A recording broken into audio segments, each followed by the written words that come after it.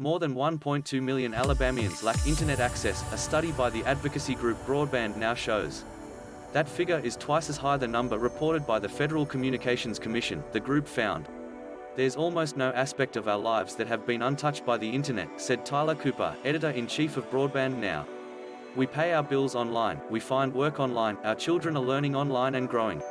All of these things, in my mind, make broadband as essential as any utility. Yet overall, the group found 42 million Americans are without broadband internet, triple the numbers estimated by FCC. While the FCC's current data show the number of Americans with no access to broadband at 25/3 is about 14 million, this figure likely understates the digital divide, said FCC spokesperson Ann Bagel. The FCC's broadband standard is 25 megabits per second download and 3 megabits per second upload.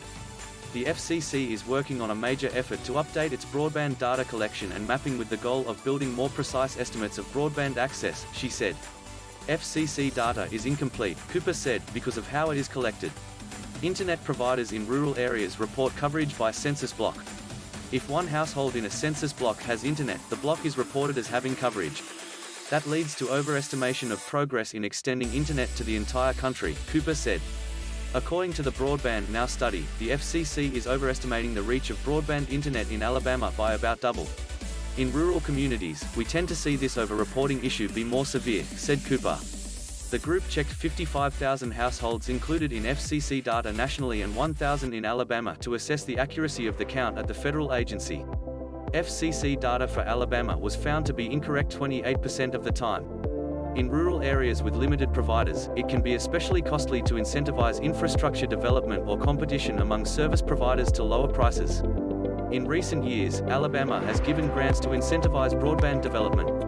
According to Cooper, funding to solve the digital divide often follows FCC reporting on need, so developing a more accurate count of where internet is lacking is important. The significance of having more accurate, say for instance, address-level granularity at the FCC, he said, we would be able to, with much greater accuracy, zoom in on communities in Alabama and elsewhere and say, where are people actually lacking broadband? Given the challenges of rural broadband and underreporting at the FCC, states like Alabama are being disproportionately left behind, Cooper said.